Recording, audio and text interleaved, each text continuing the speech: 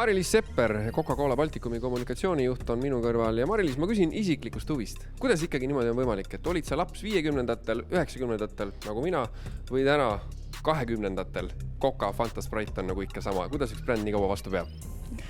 No Coca-Cola brändina tegelikult on 135-aastane ja ta on vastu pidanud, ma arvan, sellepärast, et on alati olnud autentne.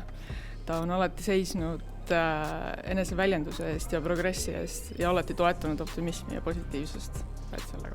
No, miks te siis otsustasite ka meie üritust Cyber Battle of Estoniat toetajana toetada?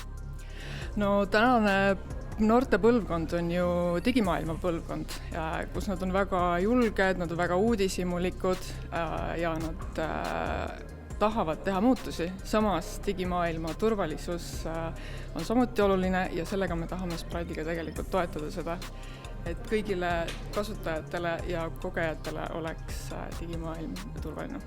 Milline seos on karastusjookide tootmisel tänapäeval infotehnoloogia ja küberturbega?